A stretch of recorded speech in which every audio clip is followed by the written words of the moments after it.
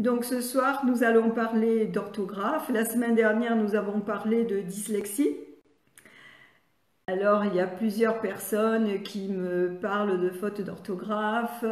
Une personne me dit: mon enfant a 12 ans, il est dyslexique, il fait beaucoup de fautes d'orthographe, aidez-moi s'il vous plaît. Inutile de vous dire que c'est pas évident d'aider comme ça, voilà, sans connaître l'enfant, sans savoir vraiment de quoi il s'agit, c'est pas évident. Donc moi je vais vous parler de l'orthographe, je vais vous parler de la complexité en fait pour l'enfant, de ce que représente l'orthographe.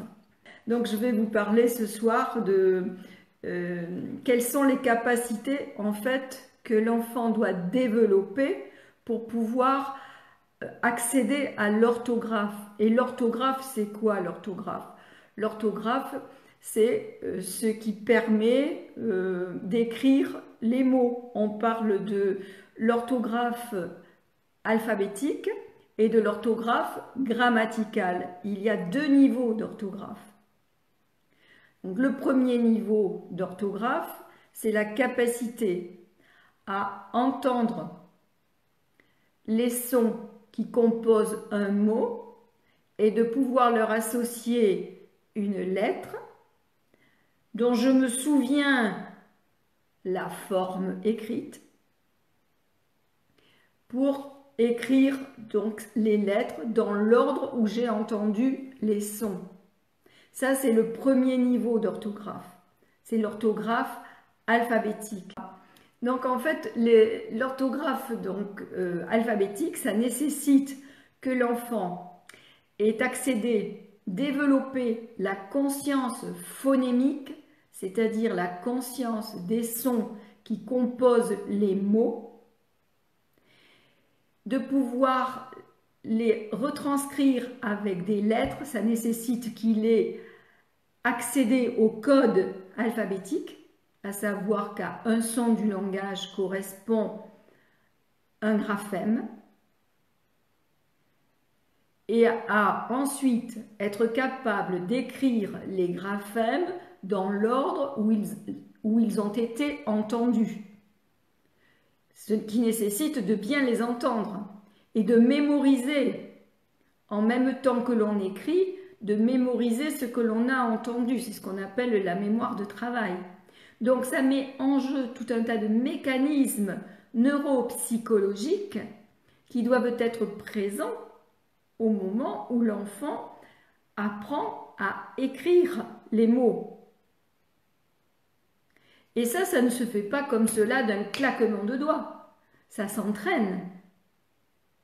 Et c'est normal si les enfants au début font des erreurs à ce niveau-là de transcription en fait des sons en lettres.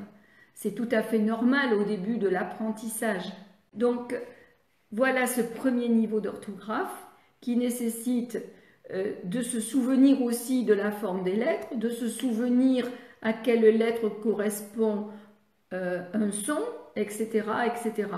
Et de savoir les écrire dans l'ordre où on a entendu les sons. Ça, c'est le premier niveau. Le deuxième niveau, c'est le niveau grammatical. Le code grammatical. Qu'est-ce que ça veut dire, ça, le code grammatical? Eh bien, de la même manière qu'il y a le code alphabétique, qu'à une lettre, qu'à un son du langage correspond une lettre ou un groupe de lettres, ce que l'on appelle donc graphème, eh bien, il y a un code grammatical. Et là, on est au niveau du sens. Donc, ça n'est pas en apprenant des règles de grammaire comme ça d'emblée, et ça ne suffit pas, on va dire, d'apprendre les règles de grammaire pour que l'enfant sache les appliquer. Il peut les connaître par cœur, à la limite, les règles de grammaire, sans comprendre rien du tout de ce qu'il répète et de ce qu'il apprend, et donc ne pouvant pas les appliquer. Ce qu'il doit être capable de faire, l'enfant, c'est d'analyser la production de langage. C'est-à-dire que s'il dit par exemple le chien aboie, c'est une phrase. Je vais même dire il aboie. Donc déjà, il va falloir qu'il écrive il aboie. Attention, il ne faut pas qu'il confonde avec il boit, du verbe boire. C'est il aboie, du verbe aboyer. Donc il faut que l'enfant connaisse le mot il aboie. Et nous, quand nous parlons, nous faisons la liaison. Il aboie. Donc l'enfant pourrait très bien écrire il et puis l'aboie, L-E-A-B-O-I. Ça peut vouloir dire que l'eau, par exemple, il l'a, L-E-A, et puis plus loin, boit. Donc, vous voyez, il faut que l'enfant soit capable de reconnaître, de comprendre le sens de la phrase, de reconnaître donc les mots qui correspondent au sens. Ça nécessite une analyse. Ça nécessite d'être capable de déduire aussi, de faire des comparaisons, d'avoir accès en fait à une pensée intérieure, à des images mentales, à des images qui ont déjà été créées. Donc ça nécessite toute une capacité d'évolution de l'enfant. Il y a des règles d'écriture auxquelles il faut se conformer. Et un enfant qui n'est pas entré dans le respect des règles, dans le respect de la loi, c'est vers l'âge de entre 7 et 11 ans que les enfants aiment jouer aux jeux de société, aux jeux de règles. Eh bien, quand ils sont là-dedans, quand ils ont envie de jouer aux jeux de règles et qu'ils acceptent aussi de respecter la règle, parce que souvent ils trichent, ils n'aiment pas perdre et ils ne respectent pas toujours la règle justement pour pouvoir gagner, eh bien les jeux de règles, ça nous montre que là l'enfant il est prêt à accepter justement des règles d'écriture aussi, des règles sociales. Donc vous voyez, l'orthographe c'est quelque chose de complexe pour un enfant. Donc ça veut dire être capable donc de comprendre le sens de ce qu'il a à écrire. Si c'est quelque chose qu'on lui dicte, bon, ben là il faut qu'il reconnaisse, qu'il comprenne le sens et qu'il mette les mots qui correspondent à ce sens. Ensuite, s'il y a un verbe, faire accorder le verbe avec le sujet. Donc ça, il a appris, on lui apprend la règle, le verbe s'accorde avec le sujet. Voilà, il a appris à conjuguer. Donc ensuite, il faut pouvoir appliquer ces choses-là. Mais quand l'enfant parle, il a acquis certains temps dans l'utilisation du langage, au niveau du langage oral, il utilise les temps. Et donc ensuite, il faut qu'il les reconnaisse, ces temps, qu'il mette un mot dessus. Il utilise les verbes au présent. Il sait en général manier le présent, le passé. En général, c'est plutôt le passé composé. C'est j'ai mangé, j'ai bu, j'ai couru, j'ai vu. Pas vraiment encore l'imparfait, mais c'est le passé composé. Il l'utilise. Le présent, il l'utilise. Et le futur aussi, il l'utilise. Voilà. Et donc ensuite, il faut lui faire mettre des mots. C'est une symbolique. On est dans quelque chose alors, je cherche le mot. On est dans la représentation, c'est-à-dire que l'enfant doit ensuite mettre des mots sur ce qu'il sait utiliser. Reconnaître un présent, savoir que ça s'appelle un présent de l'indicatif, un futur de l'indicatif. Le passé composé qui est aussi un temps de l'indicatif. Et qu'est-ce que ça veut dire, le mode indicatif? Les enfants, même jusqu'au lycée, confondent mode et temps. Le mode indicatif, c'est le mode indicatif, ça veut dire que ça indique quand se passe l'action. Est-ce que c'est une action qui se passe maintenant, ou est-ce que c'est une action qui s'est passée dans le passé, ou bien une action qui se passera dans le futur. Donc le mode indicatif indique le temps de l'action.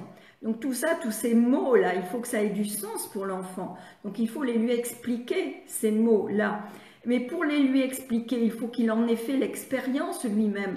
Un enfant qui n'a pas acquis le niveau de langage suffisant et qui ne manie pas les temps, par exemple, et qui, par exemple, au lieu de dire je vais et qu'il dit je vas, Voilà, donc il y a des enfants qui ont un petit retard de langage.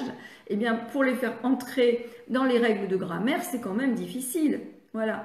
Et il n'y a pas besoin de connaître tous les mots savants de la grammaire pour apprendre à écrire. J'ai posté cette semaine, la semaine dernière, justement, j'ai fait la photographie d'une leçon qu'avait à apprendre un petit enfant dont je m'occupe, qui a 8 ans, qui est en CE2, sur comment reconnaître ET et EST.